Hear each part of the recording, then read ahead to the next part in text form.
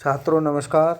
आज मैं बीए प्रथम वर्ष के अंतर्गत जो स्वपन वासव दत्तम पुस्तकम है, प्रथम प्रश्न पत्र के अंतर्गत निर्धारित की गई है। तो स्वपन वासव दत्तम पुस्तक प्रारंभ करता हूँ। स्वपन वासव दत्तम जो पुस्तक है ये महाकवि भास द्वारा विरचित है और ये नाटक है। काव्येषु नाटकम रम्यम, तो ये नाटक है, काव्यों में बहुत ही रमणीय होता है और महाकवि भास ने इसको लिखा है। महाकवि भास का जो समय है वो क्या है, ईसा पूर्व 6ठी शताब्दी से पूर्व मानते हैं और भास के बारे में ये प्रामाणिक मत है कि भास को ईसा पूर्व 2री और 3री शताब्दी के अंतर्गत ज़्यादातर माना गया है। ये ज़्यादा मतलब अच्छा मत है, इसको प्रामाणिकता दे सकते हैं इसको। अब महाकवि भास के द्वारा कौन कौन सी रचनाएं लिखी गई है। प्रतिज्ञा योगंधरायण है, 13 नाटक लिखे हैं भास ने। चारुदत्तम है, पंचरात्रम है, बालचरितम, अभिमारकम, अभिषेक नाटकम, मध्यम व्यायोग, दूतवाक्यम, दूतघटोत्कचम, उरुभंगम, कर्णभार, प्रतिमा नाटकम, स्वप्न वासव दत्तम, यह है। अब इस नाटक का मूल स्रोत क्या है, इसकी कथा पुराणों से ली गई है अथवा कथा सरित सागर या बृहद कथा से ली गई है। इस विषय में विद्वानों में मतभेद है। कुछ विद्वानों का मत है कि वे दोनों वर्णन जिस रूप में कथा सरित सागर में तथा भास के प्रतिज्ञा योगंधरायण नाटक एवं स्वप्न वासव दत्तम में वर्णित है, इतने भिन्न है कि नाटकों को बृहद कथा पर आधारित नहीं माना जा सकता। अतएव भास गुणाढ्य की बृहद कथा के ऋणी नहीं थे। साथ ही ऐसा कोई प्रमाण भी नहीं है कि इनको बृहद कथा पर आश्रित सिद्ध कर सके। इससे सिद्ध होता है कि इन्होंने समाज में प्रचलित दंत कथाओं और मौलिक परंपराओं का सहारा लिया है, जो गुणाढ्य की बृहद कथा के ही मूल आधार है। इस प्रकार हम कह सकते हैं कि या तो बृहद कथा या मौखिक परंपरा से प्राप्त लोक कथा ही भास के स्वप्न वासव दत्तम नाटक का मूल आधार थी। अब जो स्वप्न वासव दत्तम पुस्तकम है, इसके अंतर्गत क्या है, 6 अंक हैं। 6 अंकों के अंतर्गत लिखी गई है ये भास के द्वारा। तो इसमें क्या वर्णन किया गया है, किसके बारे में वर्णन किया गया है, इसकी का कथासार क्या है। पुस्तक श्लोक आरंभ करने से पहले इसका कथा सार जान लेना आवश्यक है और पुस्तक के बारे में जान लेना आवश्यक है कि तो मैं आपको कथा वस्तु है जो इसकी वो बता रहा हूँ। वत्स देश के अधिकांश भाग पर आरुणि ने अधिकार कर लिया था। इसे वापस प्राप्त करने के लिए उदयन के मंत्रियों ने मगधराज दर्शक की सहायता आवश्यक समझी। अतः मंत्रियों ने वासुदत्ता की स्वीकृति से एक षड्यंत्र रचा और लामाणक नामक ग्राम में राज की पड़ाव डाल दिया। शिकार के लिए जब राजा गया तब उस गांव में आग लगवा दी और घोषणा कर दी कि वासुदत्ता और योगंधरायण उसमें जलकर मर गए, भस्म हो गए। वासुदत्ता और योगंधरायण वेश बदलकर मगध के एक तपोवन में पहुंचते हैं और वहाँ यहीं से वासुदत्ता की कथा आरंभ होती है। अब इसके प्रथम अंक में क्या वर्णन है। नाटक का प्रारंभ नान्द्यन्ते ततः प्रविशति सूत्रधार है, इस वाक्य से होता है। सूत्रधार रंगमंच पर आकर प्रार्थना करता है कि बलराम की भुजाएं दर्शकों की रक्षा करे और नेपथ्य से हटो हटो की आवाज़ आती है। इसे सुनकर वह कहता है, अरे ये तो मगध राजकुमारी के नौकर तपस्वियों को हटा रहे हैं। इतना कहकर वह चला जाता है। इसी समय वत्सराज उदयन का मंत्री जो योगंधरायण है स्वयं परिव्राजक वेश धारण कर अवंतिका वेश धारिणी वासुदत्ता के साथ तपोवन में आता है। इतने में मगध राजकुमारी पद्मावती का कंचुकी घोषणा करता है कि जिसे जो कुछ मांगना चाहे वह आवे और राजकुमारी से मांग ले। योगेंद्राणी वासुदत्ता के साथ पद्मावती के सामने जाता है। वह वासुदत्ता का अपनी भगिनी के रूप में, बहन के रूप में परिचय देता है। वह पद्मावती से वासुदत्ता को कुछ समय तक अपने संरक्षण में रख लेने की प्रार्थना करता है। पद्मावती अपनी स्वीकृति दे देती है वासुदत्ता को रखने के लिए। तभी एक ब्रह्मचारी वहाँ आता है। वह तपोवन के लोगों को वासुदत्ता के वियोग से दुखी राजा उदयन का वृतांत सुनाता है और बाद में पद्मावती से आज्ञा पाकर योगेंद्रायण के चले जाने के बाद तापसी से अनुरूप पति की प्राप्ति का आशीर्वाद लेकर पद्मावती व वासुदत्ता अपने परिवार के साथ प्रस्थान करती है।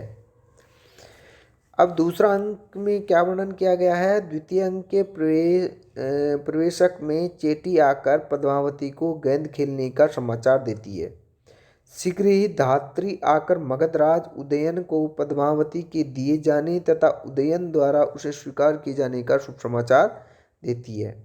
इसके बाद एक चेटी आती है और कहती है कि आज ही विवाह की शुभ घड़ी है, अतः शीघ्रता कीजिए। इसके बाद सब अंतःपुर में चले जाते हैं।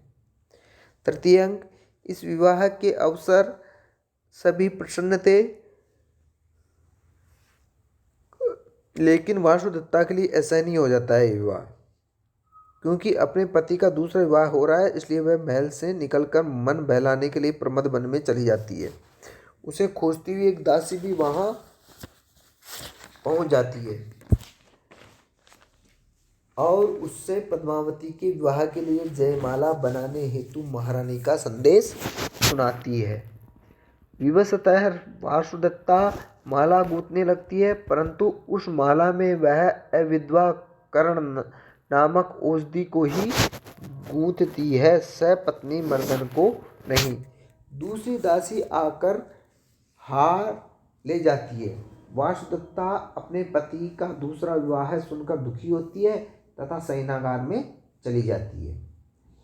चतुर्थ अंक के अंतर्गत पद्मावती, वासुदत्ता और एक दासी सभी प्रमदवन में जाती है। वहाँ पद्मावती उदयन के प्रति अपना अत्यंत अनुराग व्यक्त करती है। उसी समय उदयन और विदूषक वसंतक भी प्रमदवन में आ जाते हैं।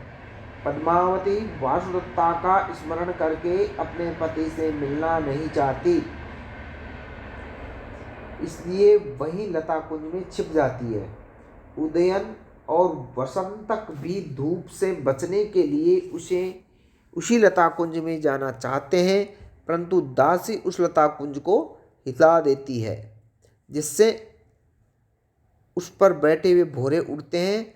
इससे वे वहां न जाकर पास में ही एक शिलाखंड पर बैठ जाते हैं। वहां विदूषक उदयन से वासुदत्ता व पद्मावती के प्रति प्रेम के विषय में कहता है।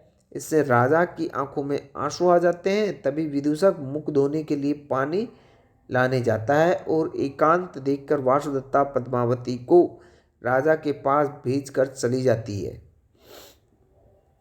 पद्मावती राजा की आंखें धोने लगती है। फिर राजा को प्रेम संकट से बचाने के लिए विदूषक स्मरण दिलाता है कि मगधराज का प्रीति उत्सव हो रहा है, वहाँ जाना चाहिए। राजा वहाँ से चला जाता है। जो पांचवा अंक है उसमें इस प्रकार वर्णन है। राजा उदयन व वासुदत्ता जैसे ही पद्मावती के बीमार होने की खबर सुनते हैं। राजा उदयन और वासुदत्ता जैसे ही पद्मावती के बीमार होने की खबर सुनते हैं, उसके उपचार के लिए समुद्र ग्रह जाते हैं, परंतु सैया को पलंग को रिक्त देखकर वहीं प्रतीक्षा करने रुक जाते हैं। विदूषक कहानी सुनाता है और कहानी सुनते सुनते राजा को नींद आ जाती है। तभी विदूषक कंबल लेने जाता है। इसी समय वासुदत्ता वहां आ जाती है। वह राजा को पद्मावती समझकर उसी के पास सो जाती है। तभी राजा स्वप्न में वासुदत्ता का स्मरण करके कुछ बोलने लगता है। वासुदत्ता राजा की लटकती हुई भुजा को पलंग पर ऊपर रखकर बाहर चली जाती है। प्रियतमा के हाथ का स्पर्श पाकर राजा उठ जाता है तथा उसे पकड़ने के लिए लपकता है, लेकिन दरवाजे से टक्कर खाकर गिर पड़ता है। इतने में विदूषक आ जाता है। विदूषक वासुदत्ता के जीवित होने का भ्रम मात्र बतलाते हैं। इतने में मगधराज दर्शक का भेजा हुआ कंचुकी आकर उदयन से कहता है, आपका सेनापति रुमनवान मगधेश्वर की सैनिक सहायता लेकर आरुणि नामक शत्रु पर चढ़ाई करने जा रहा है। इसके बाद राजा युद्ध के लिए चले जाते हैं। जो अंतिम अंक है, षष्ठ अंक है, छठा अंक है, उसमें इस प्रकार वर्णन है। संग्राम में विजयी होने के बाद एक दिन उदयन को घोषवती वीणा सूर्योन्मुख नामक महल में प्राप्त हो जाती है। यह वीणा वासुदत्ता को बहुत प्रिय थी। राजा उसे लेकर विलाप करता है। इसी समय वासुदत्ता माता पिता द्वारा भेजी गई कंचुकी व वासुदत्ता की बधाई देने उदयन के पास आते हैं और वासुदत्ता का चित्र राजा को देते हैं। पद्मावती राजा से कहती है कि यह युवती तो मेरे पास रहती है और इसका नाम अवंतिका है। यह सुनकर राजा उसे बुलाने का आदेश देता है। इसी समय योगेंद्रायण वहाँ आता है और वासुदत्ता भी वहाँ लाई जाती है। अवसर देखकर योगेंद्रायण भी अपना कल्पित वेश हटाकर राजा का जय घोष करता है। वासुदत्ता भी जय घोष करती है। इसके बाद योगेंद्रायण समस्त योजना राजा को बता देता है और सभी उज्जैनी चले जाते हैं तथा भरत वाक्य से नाटक का अंत हो जाता है। अब इसका जो नामकरण है स्वप्नवास का, वो कैसे किया गया है, किस घटना के आधार पर किया गया है। इस नाटक का नाम 5वें अंक में राजा उदयन सपने में वासुदत्ता से बात करते हैं तथा वासुदत्ता उनका उत्तर देती है। इस घटना के आधार पर रखा गया है। इससे राजा को वासुदत्ता के जीवित रहने की दृढ़ आशा जागृत हो जाती है। स्वप्नोद्भूत यह आशा ही पति पत्नी के निश्चित साहचर्य का मार्ग प्रशस्त करती है। इसी से प्रभावित होकर कवि ने इसका नाम स्वप्न वासुदत्तम रखा, अर्थात सपने में वासुदत्ता का आ जाना। अब इनके अंतर्गत जो पात्र हैं, किन किन पात्रों का है नाटक के अंतर्गत, उदयन है जो वत्स देश का राजा है और धीर लित नायक है ये, और सर्वगुण संपन्न नायक है।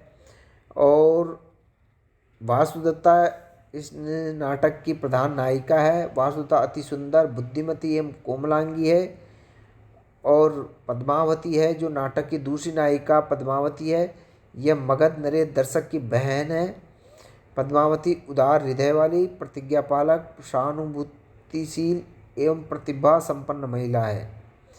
आगे जो है योगेंद्रायण है। योगेंद्रायण कौन है? वत्सराज उदयन का मंत्री है और कुशल राजनीतिज्ञ है। यह मंत्री है। वह अपने स्वामी के लिए अनेक प्रकार की आपत्तियों को सहन करता है। वह प्रखर प्रज्ञावान व कार्य कुशल व्यक्ति है। सारी योजना उसी के द्वारा बनाई गई है। इससे सिद्ध होता है कि वह चाणक्य के समान दूरदर्शी है तथा कुशल योद्धा भी है। आगे वसंतक है, 5वां जो पात्र है वो नाटक का विदूषक है। वसंतक अति गंभीर है तथा केवल हास्य रस साधक अथवा भोजन भट्ट नहीं है, अपितु राजा के प्रत्येक कार्य में सर्वतापूर्ण सहायता करने वाला है। वह स्वामी भक्त सेवक है। मानव के सभी सौजन्य, सहानुभूति आदि गुण उसमें पूर्ण रूपेण विद्यमान है। प्रयुक्त पात्रों के अतिरिक्त रुमन्यमान उदयन का सेनापति है। अवंतिका छद्म वेशधारिणी वासुदत्ता है। अंगारवती प्रोद्योत की पत्नी तथा वासुदत्ता की माँ है। धात्री पद्मावती की उपमाता है। वसुंधरा वासुदत्ता की धात्री है। विजया वसंतराज की प्रतिहारी है। तापसी मगधराज के तपोवन में निवास करने वाली है। मधुरिका तथा पद्मिनिका इत्यादि पात्रों की भी इस नाटक में महत्वपूर्ण भूमिका रही है। अब जो इस नाटक के अंतर्गत महाकवि भास की जो भाषा है वह कैसी है? भास के नाटकों में पद विन्यास के साथ साथ सुकोमलता और भाषा का सौष्ठव दिखाई देता है। तो स्वप्नवासुदत्तम में भी इसी प्रकार है। प्रसाद गुण, माधुर्य और गुण भास की शैली के विशेष गुण हैं। भाषा में सरलता, सुबोधकता, स्वाभाविकता और प्रभावमयता के गुण पाए गए हैं। व्यापकता एवं प्रभावोत्पादकता का भी गणिकांश संयोजन किया गया है। भास के नाटकों नाटकों में इसकी विशेषता मिलती है। भास के नाटकों में विविध अलंकार प्राप्त होते हैं। भास ने उपमा, रूपक, उत्प्रेक्षा, सरस, ये सरल और प्रचलित अलंकारों का भी प्रयोग किया है। जैसे उपमा अलंकार का प्रयोग कालक्रमेण जगतः परिवर्तमानात् चकार पंक्तिरिव गच्छति भाग्य पंक्ति। इस प्रकार वेद अलंकारों का वर्णन किया गया। 8 रसों का प्रयोग किया है भास ने। रसों की रस की पूर्ण अभिव्यक्ति, रसाभास, भावाभास, भाव सबलता, इन सभी का पूर्ण रूप से निर्वहन करके नाटकों में देखा जा सकता है। और अब जो प्रथम श्लोक है इस प्रकार है, नान्द्यन्ते ततः प्रविशति सूत्रधारः उदयन नवेन्दु सवर्णा वाशव दत्ता बलो बलस्य त्वां पद्मावती ईर्ण पूर्णो वसंतकंबो भुजौ पाताम। नांदी पाठ के उपरांत सूत्रधार का प्रवेश होता है। सूत्रधार कहता है कि उदित होते हुए नूतन चंद्रमा के समान गौर वर्ण वाली मध्यपान द्वारा जिन्हें पुष्ट बनाया गया है, ऐसी कमल से अवतीर्ण लक्ष्मी सौंदर्य से परिपूर्ण एवं वसंतक के समान कमनीय बलराज जी की दोनों भुजाएं तुम्हारी रक्षा करे। फिर आगे है एवं आर्य मेवाश्रमान। इसके अंतर्गत हम श्लोक ही पढ़ेंगे।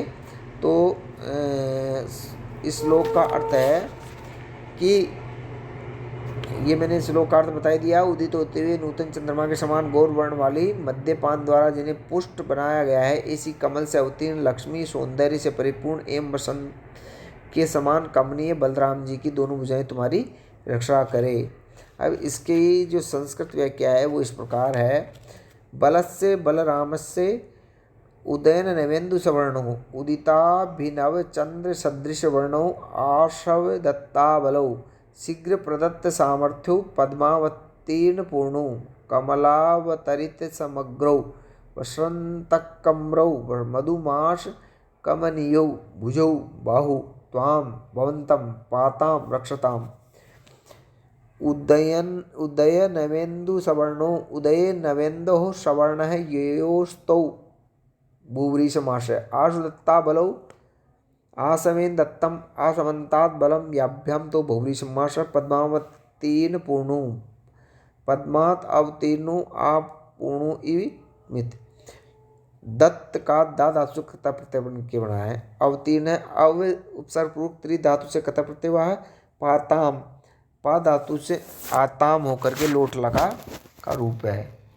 इसी श्लोक के अंतर्गत आर्या छंद है और अनुप्रास अलंकार है। अब आज के लिए इतना ही। धन्यवाद।